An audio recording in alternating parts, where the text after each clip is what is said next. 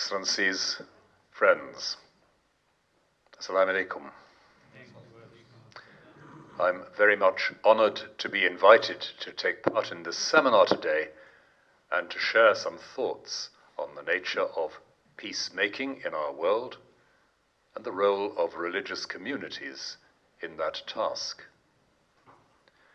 It's a very particular honor to be here in the Islamic Research Institute and to be in Pakistan once again after nearly 20 years, I'm afraid. A country whose current problems are, as we've heard, very serious, but whose history and whose capacity is enormously inspiring for many. I'm particularly pleased to hear how very strongly this morning the legacy of Muhammad Ali Jinnah and Muhammad Iqbal has been underlined. These are surely two of the very greatest figures in the modern Islamic world, and it is one of the glories of Pakistan that it can boast of these two giants of vision. And I want to begin by speaking about one aspect of Jinnah's vision and legacy, which has already been referred to so eloquently by Dr. Ziaul Haq. When Jinnah envisaged the state of Pakistan, he envisaged a state which was deeply grounded in a particular religious faith, and yet also a state in which being a citizen of Pakistan was not quite the same thing as being a Muslim. He believed, if I understand him rightly, that to be a citizen of a society is to be involved in a common task of building a world of justice and equity and security. To undertake that task of building a society, you need a vision, you need a faith, you need a commitment. But those faiths and commitments will not always be the same. And so in any society that is not condemned to perpetual war and conflict, you need ways of drawing people from different convictions and communities together as citizens, as fellow workers. And I think here of an insight coming from someone in my own Christian world in the last century, a Polish philosopher and theologian, Józef Tischner, who said that true solidarity depends on the ability to work together. Now, if we imagine our society as a place where we are working together, where each person is conscious of having a contribution, a task, a gift, then our societies will be alive. They will be creative, they will be conversational, people will speak with one another. They will be societies oriented to the future. And that, it seems to me, is the potential that we are speaking about today. Faith for the future. Faith which, because it believes in the innate dignity and capacity of every citizen, is able to inspire and animate work for a just and secure future.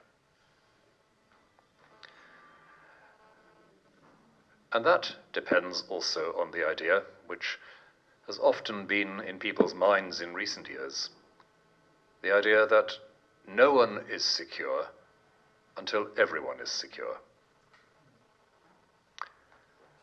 During the difficult days of the pandemic in 2020 and afterwards, this was a theme which was often spoken about. In terms of public health, no one is safe unless everyone is safe. But can we extend that principle to our societies as a whole, and indeed to our world as a whole? No one is secure unless everyone is secure. So where there is deep insecurity, where there is poverty, where there is injustice and oppression, where there is systemic violence, the whole world is made insecure.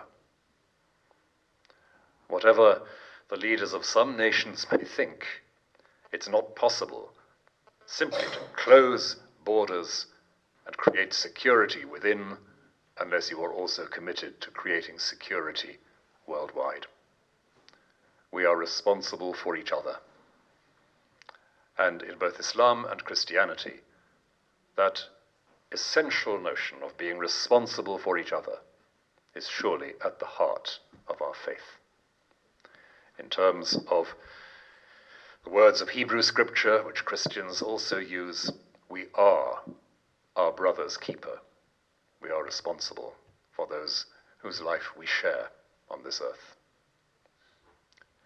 So that is my first point, to acknowledge the great legacy which Pakistan has in its leaders and its visionary inspirers, to draw that out, to help us to think about what it is to be a citizen. Nobody is just a citizen. Nobody just has a political identity.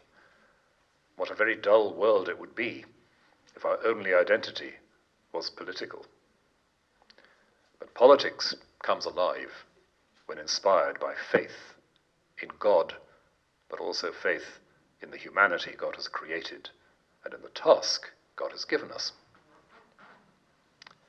So my second point really has to do with the crucial importance in society of recognizing that creativity, that agency in people.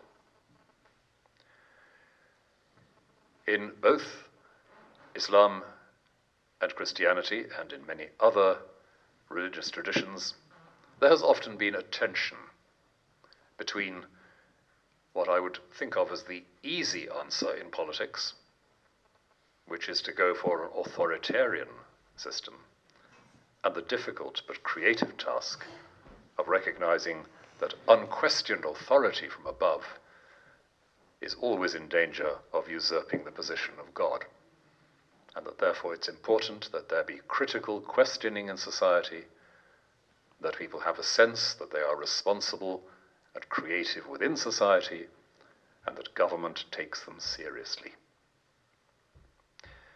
So it seems to me that the future of peace rests upon that vision of humanity which recognizes the dignity of taking part in the work of society building. And a good government is one that enables that work to be done, and enables people at every level to know that they are trusted to take part, to share in that work. That is hard work for government, but necessary, I would say, for justice and stability.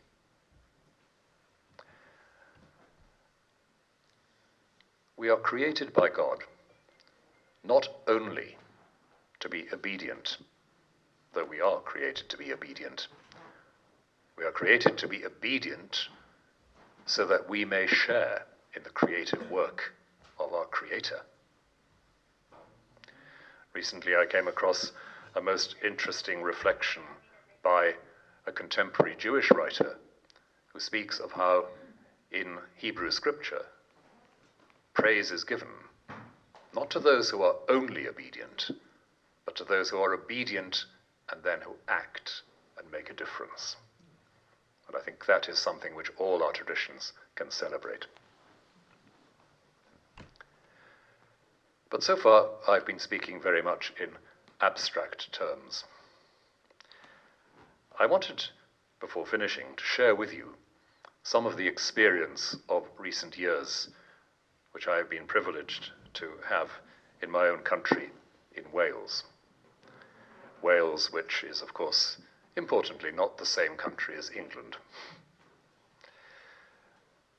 In the last few years, I've had two engagements which have, for me, brought into focus these questions about the kind of society we want and the kind of persons we want to build society. So first, a word about one of these projects, which was a commission on the constitutional future of Wales, commissioned by the devolved government of Wales in Cardiff.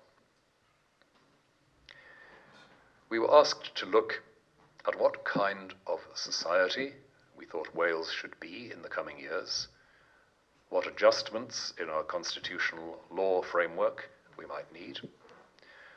And the first thing we decided as a group was that we would not simply take our evidence from professional scholars and sociologists.